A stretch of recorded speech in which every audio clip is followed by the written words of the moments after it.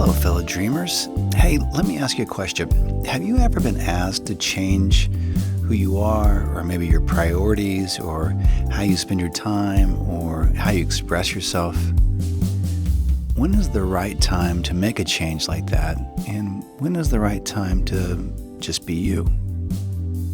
That's the conversation we're having today on Dreamers, and I think you're really going to enjoy it. So let's get started.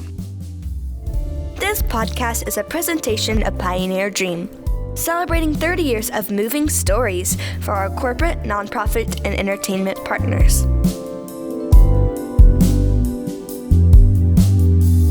Dreamers in here, out there, and across the land, welcome back to the DreamersLIVE podcast. I am joined, as always, perpetually and forevermore, by my co-host and cohort and co-conspirator, Anjanette. Hello, Anjanette. Hey, you did not seem excited enough about that.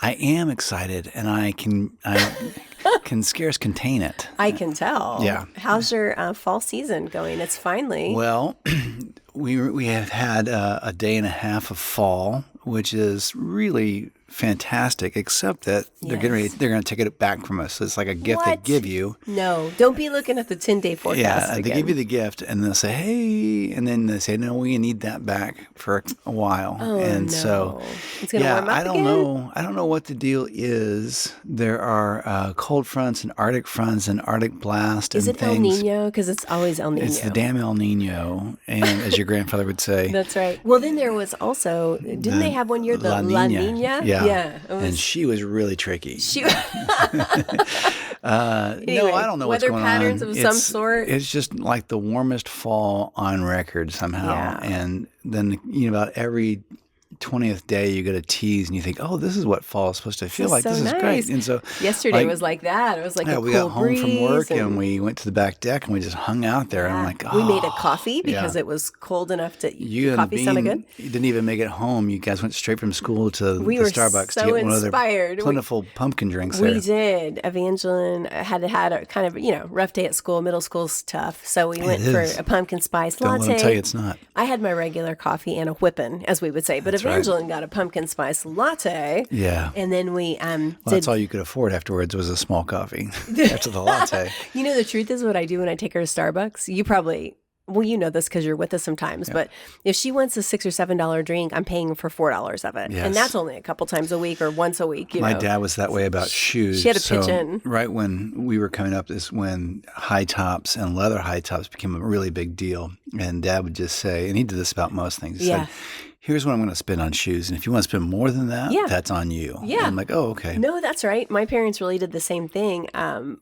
They would, get me some back to school clothes, and my brother and sister, they'd take care of it. But if I wanted something exorbitantly stupid, like Guess jeans was the time. Yeah, they were like, okay, so here's $30 for jeans, and if you want them to be, so I would babysit and work, do all that. So anyway, so she, so I paid for $4 of her pumpkin spice latte, and she pitched in $2.50, and she even remembered, and she likes to spend her own money. So, but anyway, and then we did some she has more disposable income than you and I do. Well, for that's sure. how that goes. Yeah. And then we did a little fall shopping, came home, and it was chilly and nice. And it felt, there's something about the changing of the seasons when they stay. If they ever happen, that I think can be inspiring. So. Yeah, absolutely. Hey, speaking of inspiring. What's that? If you are of our regional audience, you'll want to mark your calendars now for October 24th. That is the next Dreamers Live event, and it is at Cooper & Mill Brewing Company. Yes, I'm looking forward to it. It's going to be a lot of fun. In fact, we're going to do a live podcast that night, and it'll be a great one to have a cold one and some conversation and be part of a podcast.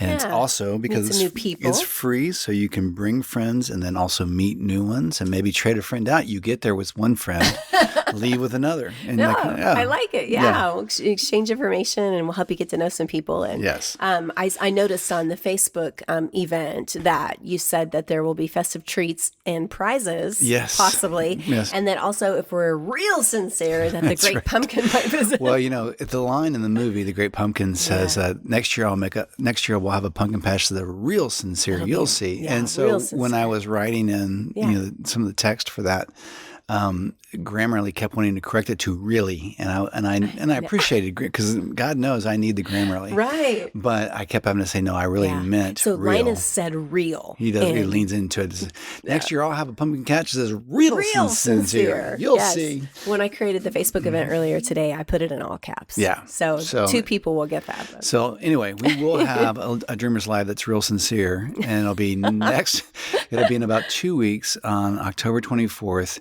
From the time that we're releasing this, and it would be great to see you there. We'll have a great conversation. It's always a lot of fun, and Cooper Mills really generous the way that they host us, and it's also nice because they'll have about 10 different beers, and they've got like 4 fall autumn beers on tap right now. Wow, is one pumpkin? I know that's your favorite. It is. Oh my gosh, pumpkin spice beer. I don't know why we had to combine them. But anyway, yes. I am sure that someone has broken the rule and the code and put pumpkin in a beer. Yeah. All right, good. So there's that. And then also, of course, as always, please do check out our other podcast. There's the Got a Minute Mini podcast. The last episode that we just released is pretty funny. It's called Church at the Solo Club, but even more than that is the song that follows it, which is I Just Can't, which is really, you'll love it. So the song itself is worth a listen. So please Controversial still, apparently. Still, yeah. And then, of course, then if you are really edgy, if you want to scare yourself and your family. Ooh, I do. You might listen to the Mystics podcast, which you can find. So it's the Mixed Up Oh my gosh! I almost got through it. I almost did it. Okay, you got Mixed Up Mystics, and it's MIXED apostrophe Is that right? UP. Mixed Up Mystics, and that's kind of a spiritual podcast. And you might, there's things that we talk about on each of those podcasts that we don't talk about on all the others. So it's well worth a listen. Yeah, I think there's been some really good, real honest conversations, and I think people, if you grew up in the Bible Belt or the Midwest, might really relate to a lot of the things we talk about as we try to make it through. I will say that even though we happen to be from the Christian tradition, and that the Mystics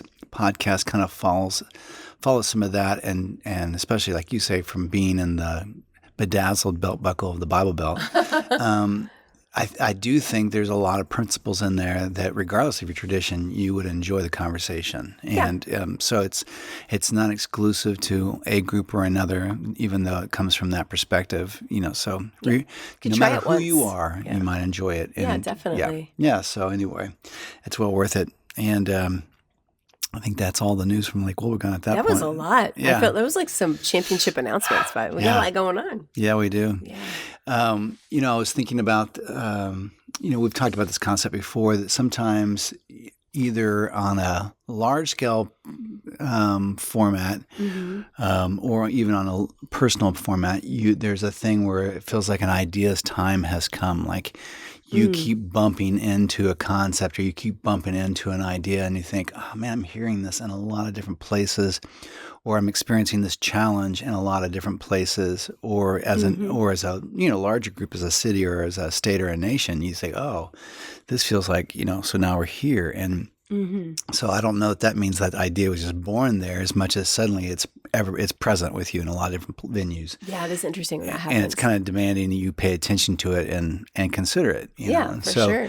You and I have had that experience a lot lately, where we have multiple fronts had, and I don't. It wasn't.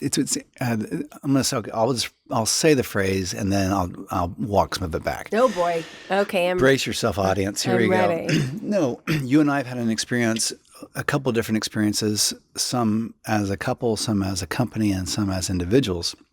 Okay. Where we've had probably some kind of pushback on who we are, or what our lives are about, or the things that we do, and that kind of thing. And the walk back on that is that just because you have pushback from somebody in who you are or what you do, doesn't mean that that's the intention of the person. So the person is not necessarily coming to attack you, but they say things, whether intentionally or not, that cause you to somehow second guess the things that you're about, the things that you feel passionate about, who you are, and all that kind of stuff. And then you start to as your dad would say, you kind of start to edit yourself a little bit. Yeah. You start to moderate, kind of who you are and how you express yourself. Maybe I should tone that down a little Maybe I bit should tone because I do myself always say back, or- this and that's So you and I have everybody had that goes through that. experience in a bunch of different, or a couple of different venues, I should Yeah. say. And so some of that has come from conversations with people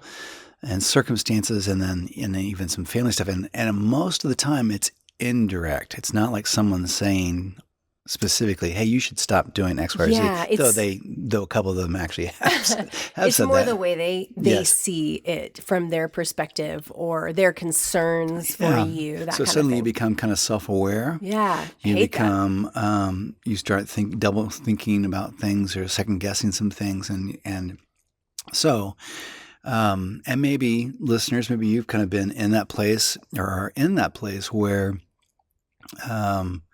someone has become either directly or indirectly critical of you. Yeah. And the ending result of it is you feel insecure, you feel self-conscious, you begin to maybe start thinking, well, maybe I am thinking about this too much, or maybe this is too important, or maybe I do need to consider not, doing X, Y, or Z. Even though if you were to describe yourself or think about yourself, you think about yourself in this concept. I care about these things. I think about these things. These things are important to me. Yeah. And so there's a tricky line in there where we do get the benefit of being with people and they cause us to think about some stuff. Sure. And so for you and I think we probably put some consideration into what was being said. Mm-hmm. And in this particular case, we both walked away thinking, no. That doesn't seem right. Yeah. That's not okay. I'm not going to self-police myself in this way. Yeah. I'm not going to walk this back or start editing myself or editing who I feel like I am or was made to be, or the work that I feel like is a part of that has shine on it for us. Yeah, definitely. Or Glojo. And I feel like that, there are times that there are people in your life that end up saying things usually in a loving way so that you're able to accept them. And those people can help you to maybe see a little bit different perspective. It's usually motivated out of love is when you want to listen to it. Yeah.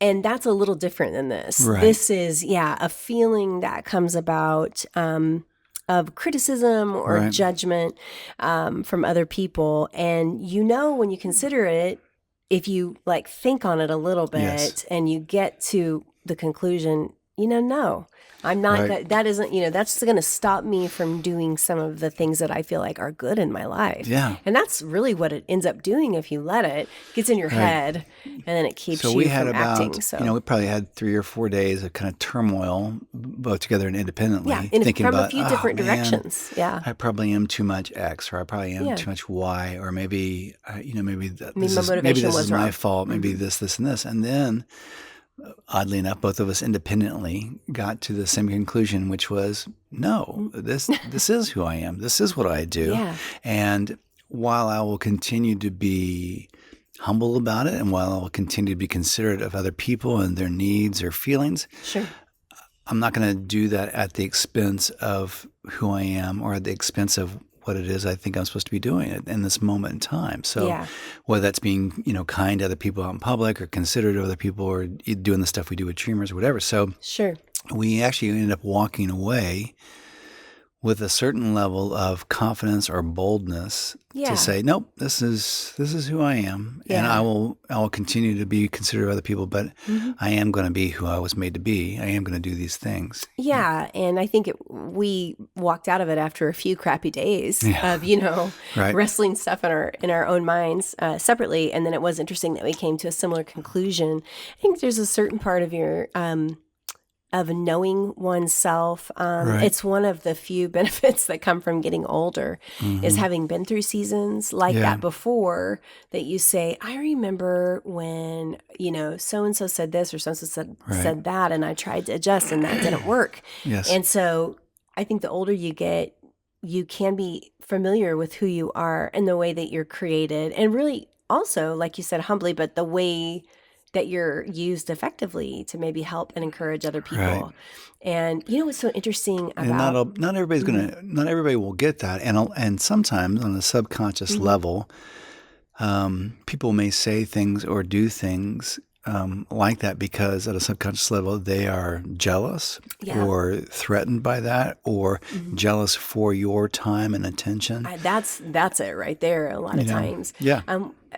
It's funny that you say that because that's exactly what I was going to say is that... Well, you're welcome then. I might say it a slightly different way, but oftentimes that criticism comes from people who... aren't doing much themselves. Right. They don't really know or have much of a direction for their own life. Yeah. So it's real easy to criticize somebody who feels like they're on a path. Mm-hmm. And then people who are envious of your time, which, gosh, there's never enough time to give to everyone. And we try to, that's how I'm sure everyone feels. There's never enough time to do all the things you'd want.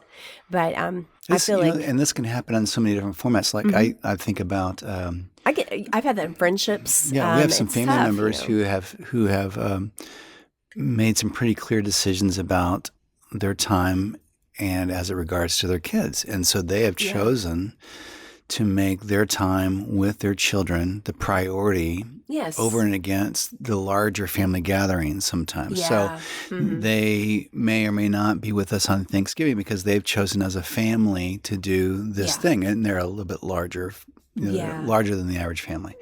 But they know that the number of years in which those kids live within their house is limited. Yeah. And so they have chosen to prioritize around that. Yeah, and it's difficult. Family. Yeah, it's difficult when you have a tradition. You know, as a large scale family, we always do Christmas at grandma's house. Yeah. Or we always do this over here and we always do that over there. Well, you can start easily, especially when you're combining two people into a family. Yeah. Where you get pulled in a lot of directions. There's a lot of family stuff. This particular family member has just decided, and they're not mean-spirited about it. Not they didn't all. send out an ugly email or anything like that. You'll just see that their family's not there. Yeah, they just simply apologize and say, "Hey, I'm so sorry. We've decided to do this year as a family, and we love you guys, and we'll see you on Christmas." And I think that's great. Yeah. And I think people should have the freedom. But you can get pushback in that same kind of way, and they say, "Why are you abandoning X, and why are you doing that?" And that's worth considering, and the motivation is worth considering. But at some point, if you decided this is in the best interest of my spouse or this is in the best interest of our family and we're just choosing to do this and I feel shine on that or I feel glow-joe on that, I know that's the right thing, then you can be humble about it and you can be considerate about it, but you can also be confident about it and say, oh, I'm so sorry, this is what we're going to do and we will miss you and we're looking forward to seeing you on the next holiday. Yeah. And you just go on about your business. Yeah. And you are going to disappoint some people probably. And that's kind of how that goes. I think the worst thing we can do in that scenario is either be tough or haughty or arrogant or whatever in the response, but B, the worst thing you can do is over-explain it. Oh, if you engage in hour-long conversations about why you're doing what you're doing and justifying it and all that, it just gets way too convoluted and there's just a lot of rabbit trails you can get down. Yeah. If you've decided this is the right move for you or decision, then simply state that and politely and answer a question or two, but then move on. Yeah, that's really because true. You undermine your own thing the more you explain stuff. Yes, and also I think that can be said for if you are involved in something that you feel like is the right thing for you and your family or you and your business or you and your friendships. I think one thing that we can do, and I'm not the best at this, you want to be a listening ear in general for people, but you don't have to have long conversations. If there's a person, a lot of times this happens via text or email, you can say, I think politely, thank you so much. I'm going to continue doing this and thanks for your thoughts or whatever. Yes. But someone told me I was expressing some frustration over something and they said, well, just don't let those conversations go on. Yes. Especially via text. I feel like it's a great tool, but it can just go on sometimes and just say, thank you.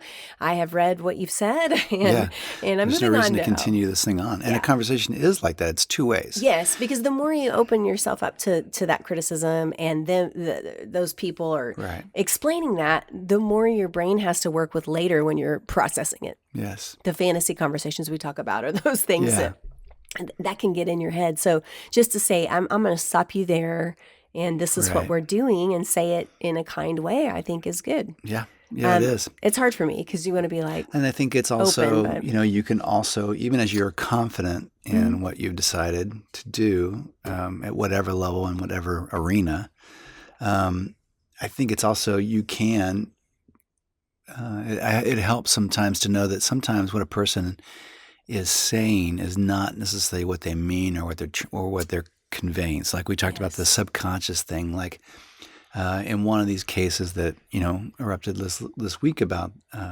this, that kind of was kind of an attack on what we do with our time and and how much time we do it and all that kind of stuff. I realized that person was having that conversation with me. They were directing that anger at me, but I was really not the cause of that anger. They're upset about other things in their life. Yeah. And they can't necessarily see that in the moment. But what they could see was me. And so I became the target. Yeah. And so in one way, recognizing that helped me in my rebuttal. It also helped me not get offended or get angry or whatever. If anything, it helped me have more compassion. Yeah. It did not change my response. Right. I was still resolute. But you had more understanding as to why that person was doing that. It's like we talk a lot about... So I didn't answer them in anger. I just, in fact, all I did was apologize. I'm so sorry. I know this is... not what you're looking for or not what you wanted, or this is inconvenient, or I know you'll miss us, but this is what we're going to do. Yeah, definitely. Yeah. I think asking the why question is important. And in the midst of stuff we really forget. But sometimes that will help me if someone comes at me with a criticism. Come at me, bro. Come at me. If I can pull back from that situation and kind of try to look into where they're coming from, I will see that, they just miss you. Right. They really are sad with the way that their life is, that they don't have as many people around as they used to, and they miss you. Yeah. And so, like you said, it doesn't change. I'm so sorry. We've already had these plans, and I love you. But... you can see why. Or if they're envious, if you see that live, people are having a tough time in their life and they're not very happy. Like you said, most of those attacks, if you want to call them that, most of that pushback is coming from people who are window watchers. They're not doing stuff. They're just watching. Armchair quarterbacks. They're just watching, and somehow what you're doing is making them feel less than. Have you ever known a situation, I was having a conversation with somebody about this the other day where... about, I think it was travel or something. And they'll say, and you'll know this person to be someone who doesn't really enjoy that or doesn't make the effort to go do that. Oh, you going on another trip? You guys are always traveling. You guys are always going somewhere. Where are you going next? Gosh, aren't you ever home? Yeah. Don't you ever just want to be home? Yeah. And what you want to say to them is, when's the last time you went anywhere? Right. And also, it's like they're envious of something that they know they're never going to do. Yeah. And so they just are looking, And a lot of times people do. I think they're just jealous because we have all this podcast cash and we just spend our time podcast. Yes. And we just spend all of our time, in extravagant travels Not and trips. At all. I just feel like it's survival travel, right? Yeah. But anyway, we're not going anywhere too fancy, but we might. And if we do, you should just be happy for us, right? Right. But it's really interesting to ask the why question that can help you, respond in a better fashion. There's also this idea, unless you're in person with somebody, but I've even done this. I've even excused myself to go to the restroom. If you can get yourself out of a situation and go sneak off to the restroom or get off your phone or whatever and collect yourself a little bit, ask the why question and the motivation, it will help temper your response. Yeah. And enables you, in the middle, you want to be like, what do you mean? What do you mean? Yeah. Well, in one of these scenarios, a couple of scenarios we had last week, I thought, I felt like it was 7 or 8 from lots of different directions. Well, in one of them, I thought, this is the place where you lose this relationship. Oh, yeah. Either permanently or for 6 months to a year or something like that. If you choose to scratch the poison ivy now, and you're going to open that wound, you will lose a lot of time with this person. Yeah. And so it was better to gauge that response and to respond in humility and be cool about things. Yeah. Even though my natural defensive response was, hey, screw you and the horse you rode in on, So to not do that, it still was difficult and a little acrimonious, but not on my end. Right. And And I hope that will shorten the lifespan of any conflict that there might have been because I didn't give it fuel. They won't, in rehearsing and re-rehearsing and repeating that incident, they will not be able to go back to something I said. That's right. Oh, yeah. And then he, and then I, and then he. It'll just be and then I, and then I, and then I. Because you didn't. Because I was not part of that equation. Play. Yeah, I was not part of that tennis match. What would you say to encourage people to be brave enough to evaluate in a situation if something has shined for them or not, and to be able to say, this is a decision that I've made? How can people get better at that? That is hard for me sometimes. I will tell you that it's very intimidating the first couple of times, especially if you're not used to doing that. Yeah. And then it gets fun. And then once people know that essentially about you, they get better. Yeah. And it does take a certain level of bravery. So, sometimes sharing that experience with somebody else, an outside party, an independent party who's not involved in the conversation, a friend that you can trust, or a mentor or a pastor or a counselor, that will help encourage you in that. They'll give you some steps you can take to help you commit that to your path. And you can also just know in advance that it probably will be difficult. You know that. And so you're not surprised or caught off guard when they say, what do you mean? And this might be my last Christmas and you're going to be gone, So you can just know that in advance, but it probably, 9 times out of 10, it will not be as bad as you've anticipated. Yeah. On the 10th time, it will be. It'll catch you off guard. Yeah. And you'll just know that in advance. But I have to tell you, from a personal happiness standpoint, it is so worth it. Yeah. And if you don't take those steps, you're setting yourself up for a lifetime of frustration and disappointment and not being able to be fully who you are and not being able to fully do the things you could do and accomplish and help, other people with. So, it will be difficult at times. You can get help, at least by encouragement, by telling other people, and then just commit and do it sooner rather than later. And it does. Because you'll talk yourself out of it if you don't. That's true. It does get easier, but I think about how many things all of us in life that were probably good things we've said no to them out of pressure or criticism when we could have made the right decision just to say, no, that's not how I'm seeing it for this holiday, or that's not how I'm seeing it for this project. I needed to change something about my answer because I said, what'd you say? Well, there are 2 roads to this thing on timing. And one is doing something sooner rather than later so you don't talk yourself out of it. That isn't really, really important. But then there's another thing of kind of limiting the conversation by when you have the conversation. Yeah, so sometimes it's about, being closer to the event or the thing and saying, okay, now I need to let you know I won't be there next weekend because there's less time for everyone to freak out and hate you. Yeah. And so you just, you can still, as we say, it's all about how we deliver it, but it might just be better. You'll have to get a sense of that. You'll have to think your way through and try and remove fear from the equation, but just think, okay, what's the best for everybody involved when I deliver this? Yeah. And just know that, I think that's even good. when you do it perfectly and you have all the right motivation and you use all the right words and you pause properly and all that kind of stuff, there's still a chance the other person won't respond the right way. Yeah, that's true. That's just it. There's a couple things, little tips that have helped me. I was actually thinking about a time in our life, or a long, long time ago, when we had a friend that made a decision to leave a certain group that we were part of. And it was tough because we all loved being part of that group and we didn't really understand.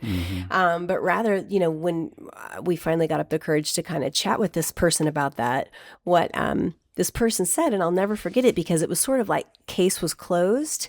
I said, gosh, we're really going to, miss you and da-da-da. And this person said, well, we really considered all the factors and we feel like this next place is the best decision for our family. Yeah. Done. Right. And I remember thinking, but there wasn't anything else I could say. But, what if we, maybe in a little bit more loving way than this happened a long time ago, could say, yeah, I understand you guys are going to miss us, or I understand you wish you had our energies on this, but this is really the best decision for me.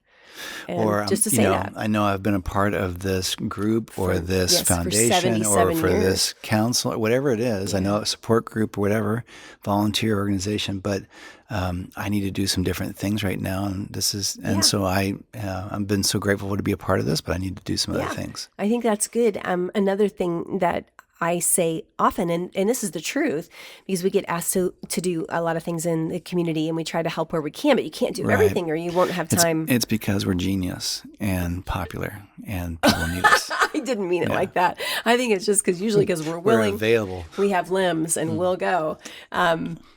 But one thing that I have begun saying when we'll consider is, I am so sorry. I wish I could help you with that, which is true. If time were, unlimited, I would love to help with that. But I have a family obligation.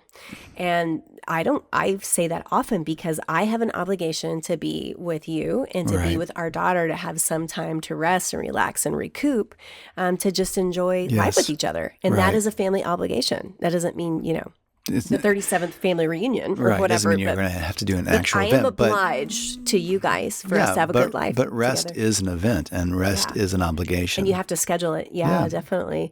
I think sometimes having the press release, we talk about a press release, is something that helps me, especially if you've got like a big decision coming up that you feel like you're going to get criticism from a lot of different areas. We joke about the press release just because we've always been in like marketing and PR and whatever else we do. Right. It can help to have a statement like that. I am so sorry. I wish I could help you with that, but I have a family obligation that weekend, but thank you for thinking of me. Yes. Or, I know you guys are going to miss us, but we just really feel like we've got to move to Spain.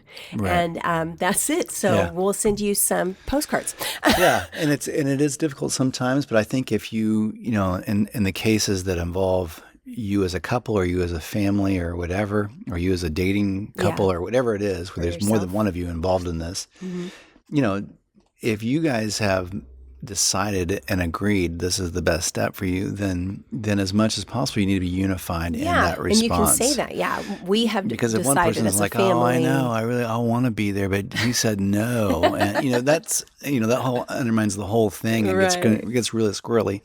So as much as you can, you can't control anyone's reactions or responses, but, to be on the same page in that response will really shorten the life of the conflict and help in it. And then also, once you get through something once, it's so much easier after that. So the first Thanksgiving or the first Halloween or the first Christmas or whatever, that may be difficult, but from that point on, it gets easier. And for your lifetime of those events, you will be very glad that you had the freedom to do whatever you felt was right in that moment. Yeah, definitely. And I think having a statement helps, and then just being confident in who you are. And anytime you can present things in a loving or peaceful manner, that's usually, not always, usually the type of response you're going to evoke. I have to say that, at the same level of pain or disappointment or discouragement or angst that we felt, over these couple of events and days, at whatever level that pain was, the joy of the resolution and awareness was just as high. Yeah, when we came out on the other side of that. So when, both you and I independently came in and said, you know what, I'm not angry about this or whatever. I just want to do what we do. Yeah. And I know what we're doing is the right thing for us. And I know who we are, is very true and sincere to who we are. And so, I'm not going to change that. Yeah. And I wish people were all on board with it, and I wish they celebrated it the way we're celebrating it. But they're not, and that's, okay. But I felt emboldened. Me too, yeah. By that in a way that was kind of like the quiet confidence, like, oh, this is who I am. This makes me even more confident and clear that this is who I am and this is what we should be doing, and that I'm really grateful for the things that we get to do and the work that we get to do. And I'm just going to keep doing that. And maybe at some point, these other parties will understand that or get that. Maybe they won't. But either way, I'm really delighted to do this. And I'm going to stay with it. Yeah. It does give you confidence. And then you're kind of like, come at me, bro. Whatever else you've got. Anybody want to talk about this? It was funny because, like I said, I keep coming back to the word of confidence, but it wasn't a meanness or an arrogance or any of that stuff. It was just like, oh, this is just who I am. Yeah. It's a good reminder. I get that. Yeah, I mean, to me, it is a good reminder. It was like, we had this conversation separately and then together. I was like, oh, well, no, this is what we do. This is what we've really been building. And really the truth is that's what I think and that's what he thinks. And so let's do this, And this just, as we're talking about it, this just works on so many different levels. So that will work in your career. That'll work in your relationships. That'll work in your the things that you volunteer and give your time for. That'll work on boards and councils and support groups and friendship groups and in your family stuff. And so you will see this in so many different levels. Yeah. For our family, this is the right thing to do, and we're just going to do that. Yeah. For my time, this is what I'm going to do, and this is, yada, yada, yada. So for us, this was a combined thing about kind of who we are as a family, but who we are as people, but also who we are in the work that we do. Yeah. Somehow it kind of overlapped all those at one time.